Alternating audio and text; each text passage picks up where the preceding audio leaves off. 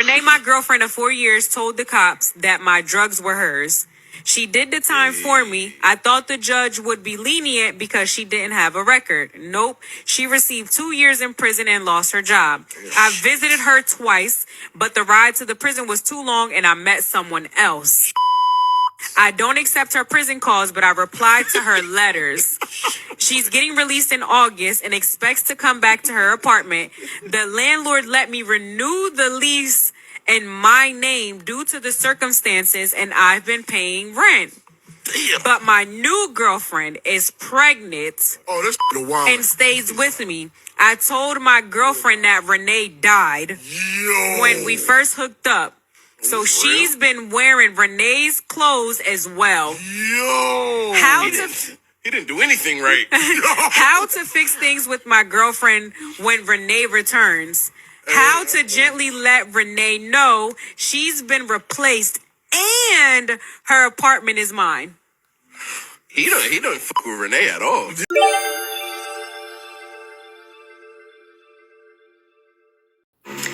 My husband decided to cheat on me with our neighbor, and so I thought it was only fair that I sell his classic truck that he decided to spend his full life savings on. Now, our neighbors were basically like our family. We were constantly hanging out with each other. We would go to their house, they would come to our house. We were very close. And then unfortunately, she actually lost her husband in an accident, and that was a year ago. And my husband decided to take it upon himself to help her with a bunch of things around the house. But he was there all day, every day. Now, at first I had no issues with this. Why? Because she lost her husband. So we wanted to be there to support her. And I told my husband, go ahead, go help her. But it started being 1 hour to maybe 4 hours to basically the whole entire day. I would not see my husband because he was always at the neighbor's house. And when I would question him, all he would tell me is, no, you're just thinking things that are not there. You're always overthinking. I mean, it's a you problem, not a me problem, because I know I'm not doing anything. So after that conversation, I told myself I wasn't going to question. I wasn't going to say anything.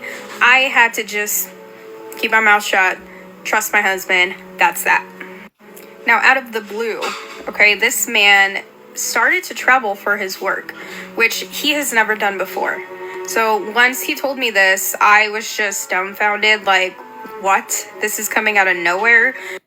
And what's even weirder is that the days that he would leave, she would also not be home, because I would go and take food for her. I would try and go see if she needed help with anything. She was nowhere to be found. She was not home. But then my husband got home and all of a sudden she was home. This was a little weird for me. After a while, I just had enough, and I decided to call his boss just to kind of act like, hey, I really need him. He's not answering his phone. Can you tell me where he is? Because this is very important.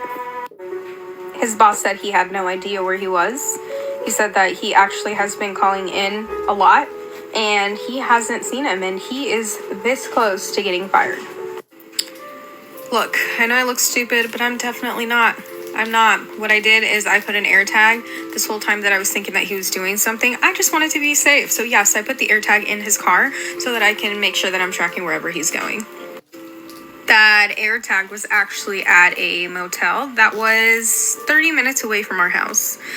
Was he out of state? No, he wasn't. Nope. So I just sat there. Yes, I was very angry. I was livid. I didn't know what to do. Did I want to be petty? Did I just want to go talk to... what did I want to do in this situation? I was confused. What's the first thing that came to my mind? What is something that he really loves? Because it's obviously not me, right? So as I was sitting there thinking, I said, oh, his truck. His classic truck that he had spent his life savings on. He had me put it under my name because when he had a previous job, he actually could not purchase it. And if I didn't purchase it at the time, then it was going to be gone. So I purchased it and I put it under my name. He was too lazy to go switch it to his name. He trusted me. Of course he did. We're married. I sold it.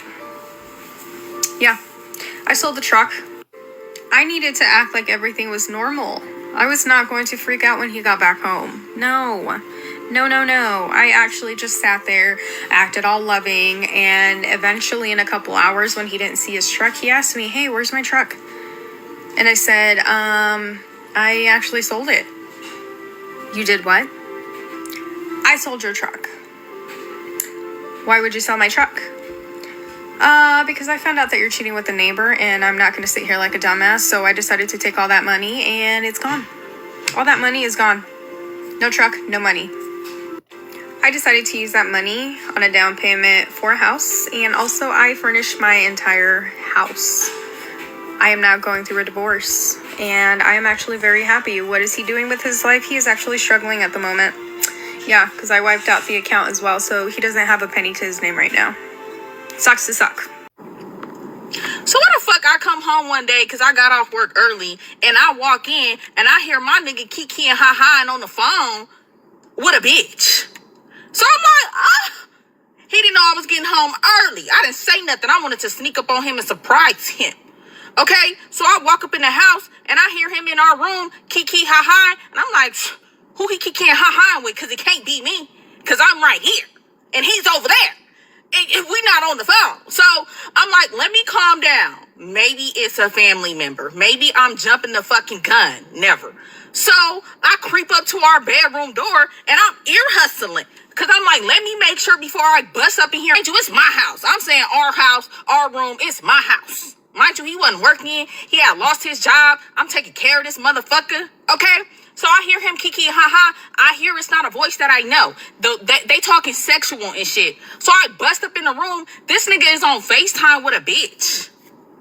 With a bitch. Making it seem like he in his own spot and he live by himself and that's his room and all this shit. Bitch, I know you got me fucked up. Y'all, I was so motherfucking mad. Like, nigga, you in my house. In my shit. On FaceTime with a bitch. Mind you, the phone he was on, I gave him the motherfucking phone. Right? So you in my house. On the phone I gave you. Over here, kiki and ha-ha with a bitch, making it seem like this your spot and this your shit. But anywho, so the nigga tried to drop the phone like he wasn't on the phone. I'm like, who you was just on FaceTime with? He was like, nobody. I said, I walked in the house, I heard you on the phone. I creeped up to the door, heard you on the phone. Who was you on the phone with? So he like, oh, my girl best friend. I said, so you and your girlfriend talk sexual to each other? You and your girl best friend, that's how y'all talk to each other? I'm confused. I know how that girl best friend, boyfriend shit go. Y'all fucking. Okay? I know.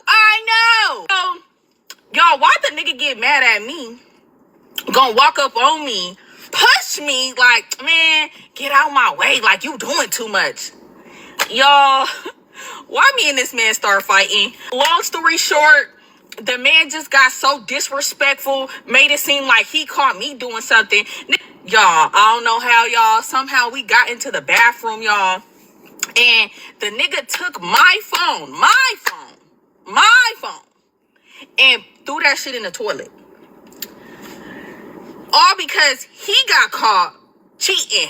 Because I don't, look, it's one thing to be on the phone with a bitch and talking to a bitch, but the way they was talking, cheating, and then when I eventually went through that phone and found out what was really going on, he was cheating. So y'all, we fighting. I'm not saying hitting nobody is okay and fighting, none of that shit okay, but sometimes it's about the principle, bitch. You in my house, not paying no motherfucking bills on a phone that I gave you, cheating up in my motherfucking house. You gonna get mad at me, push me, and then throw my phone in the toilet?